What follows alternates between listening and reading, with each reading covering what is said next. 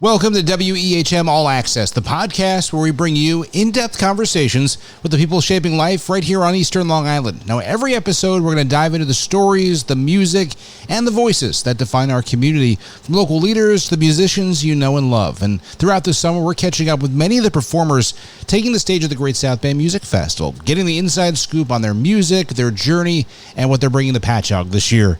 Well, on this episode of EHM All Access, we spotlight one of Long Island's most exciting young guitar voices, Albert Liu. From Berklee training to praise from Billy Joel, Albert's rise has been fast and really well earned. So we talk early influences, songwriting, building his new band, the Wild Hearts, and gearing up for his Great South Bay Music Festival debut. It's Albert Liu on EHM All Access. Well, today on EHM All Access, we're spotlighting one of the most exciting young guitar voices coming out of New York City. Albert Liu blends blues rock with indie sound, backed by his amazing band, the Wild Hearts. From Berklee training to praise from Billy Joel himself, Albert's rise has been well earned here on the island, as he's going to perform at the Great South Bay Music Festival coming up this weekend. Sunday on the Bandshell stage at 2:30. Albert Liu and Wild Hearts. Albert, how are you?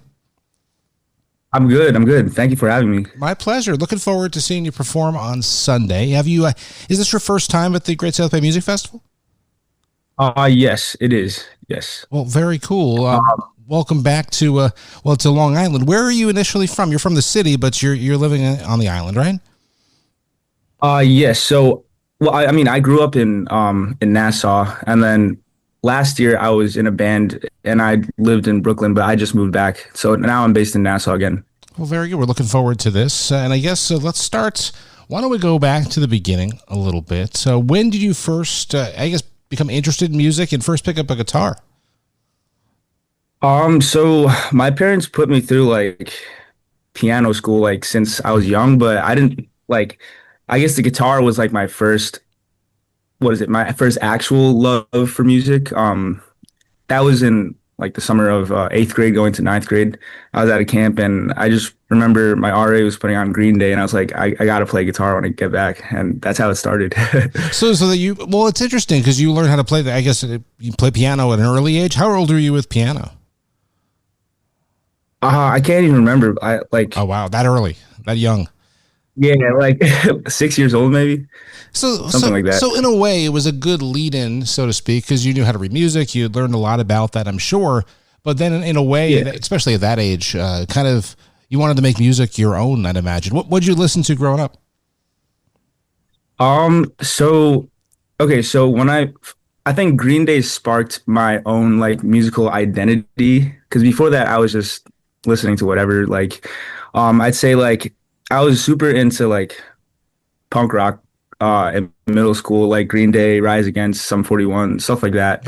And then in high school, I had there weren't that many people that played guitar, but the one guy who did was he put me onto Metallica, and then I liked that. And then I had my whole Jimi Hendrix, Stevie Ray phase. So basically just like everything, like everything guitar related. How'd you learn? Because did you have a teacher? Did you go take lessons? How did it work? Because you obviously decided to try this and in a way kind of on your own. How did it work to start to learn how to play guitar? Well, I mean, I think, for me, it was a lot of YouTube, Marty Schwartz, a lot of Marty Schwartz, just random tutorials and just like trying to sound things out. I really got into blues because I just fell in love with the whole concept of like kind of learning by ear, just playing just coming up with melodies on the spot, like stuff like that. It was a really cool concept to me. And I think I learned a lot from that. Were you singing at that age or? No. So I didn't start singing until college at Berklee, because I wanted to take being a musician more seriously, and I just felt like just being a guitarist was kind of limiting. Like I couldn't like really make songs that like moved people with just guitar. Well, I mean, like you could, but like I kind of was looking for something more. So that's why I started. That makes sense. So you went to Berklee, and were you doing stuff in high school? I'd imagine doing shows and kind of performing, or?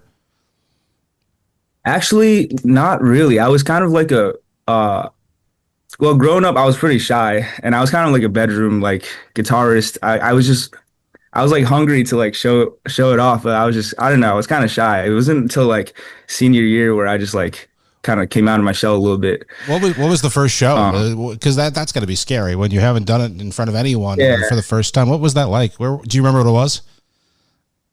Um, I think it was like a poetry coffee house at my school. I just pulled up with a guitar and I sang slow dancing in a burning room. Oh wow. How long did it take to Yeah. get comfortable on stage? Because over the years, I'd imagine, and they teach you that in school, I'd imagine. But how long did you find yourself finally saying, "All right, I want to do this. I'm comfortable." Think it took me like until like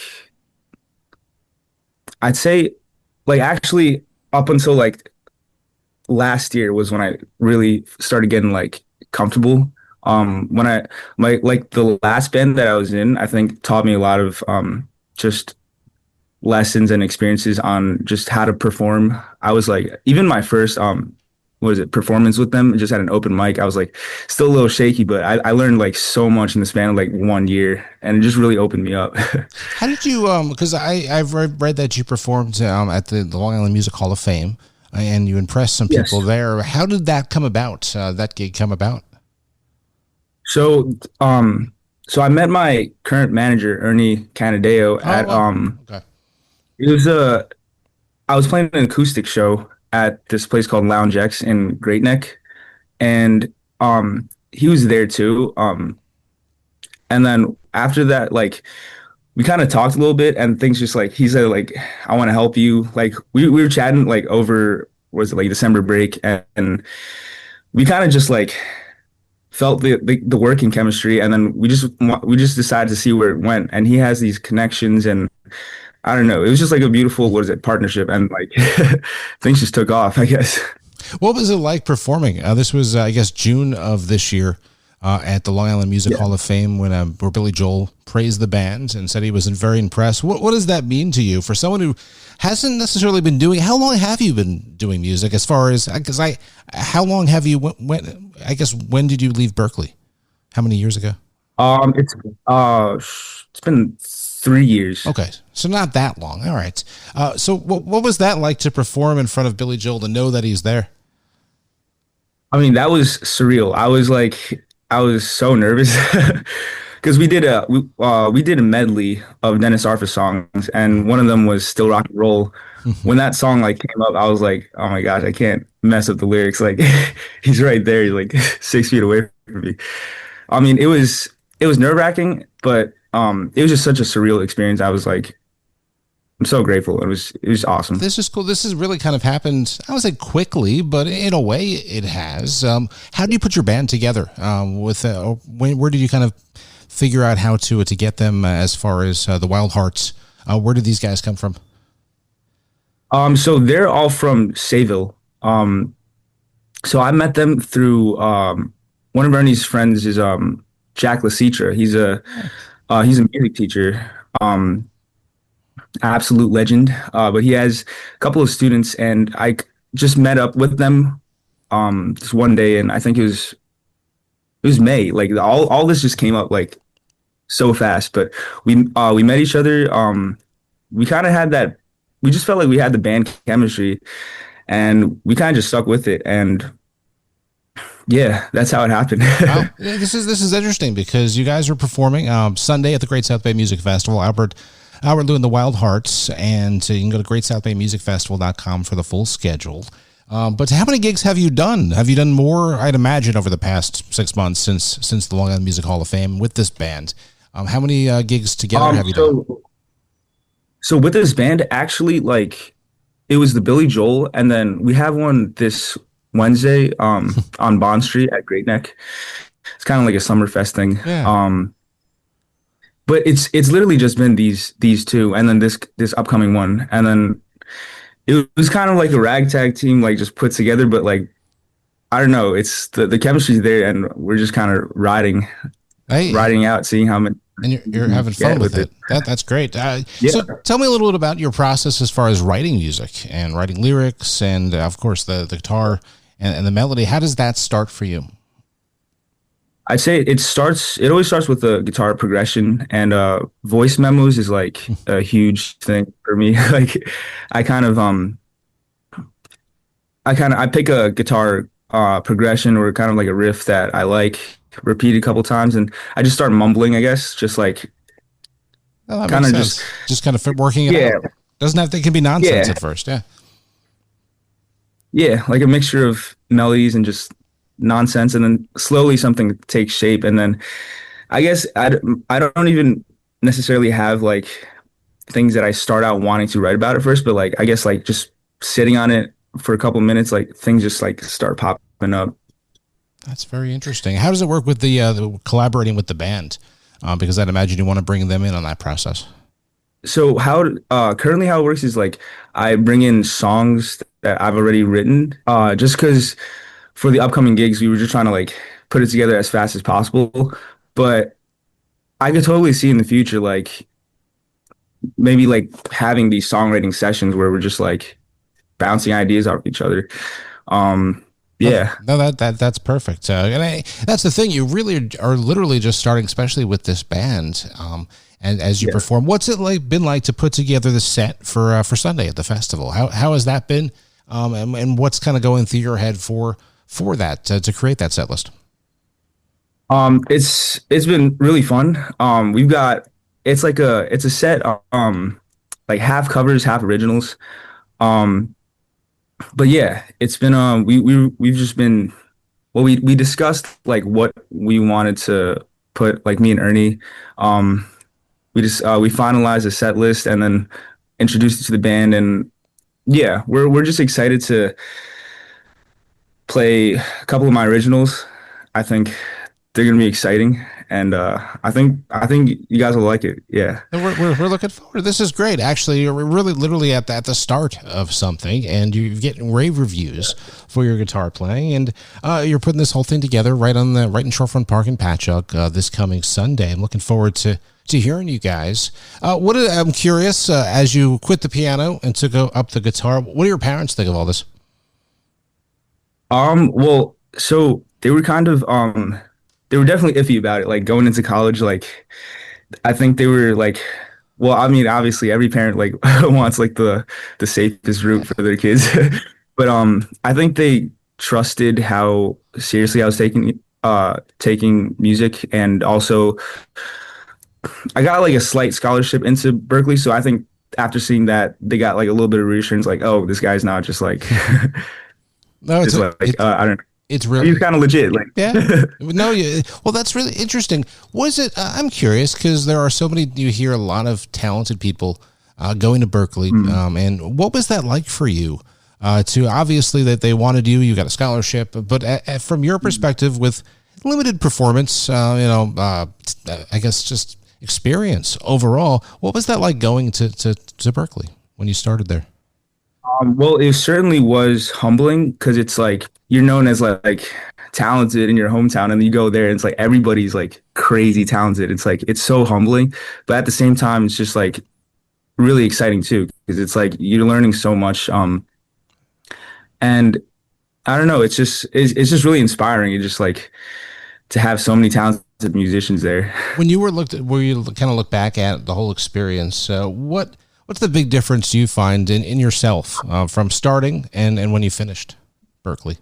Just like technically from like how much I learned about the guitar and just like producing, songwriting. I learned like so much there. I think I opened up a lot more, like in terms of performance too. Just like going from like shy kids to like a little bit less shy. Like No, that's a great story because I think it inspires. It's interesting. You are one of many people who came from doing music at home in their bedroom. I'd imagine probably during the pandemic, and all sorts of things over the past decade. And it's been interesting to see. What would you say to the kids out there that would hear this and they're trying to figure out how do they kind of get out of and get more experience when they're just kind of messing around at home? check out open mics. They're like open mics are like the community is always like super welcoming, and it's just like a great place to like try something new, like try out a song you've been working on, or even just like even if you do cover, it's like it's great to just like try and come out of your shell a little bit. Yeah, and I imagine too, you meet people and you can collaborate with people. You're all on some level. Everyone's at different levels, but they're all figuring it out, and that's really helpful to know that there are people kind of there to help you in this journey. And amazing, and I can't imagine the amount you've learned over the past few years for this. Sunday at the Great South Bay Music Festival. Obviously, this is the career that you want to do. What's that like to be able to say, hey, I'm going to give this a shot? It has to be pretty rewarding.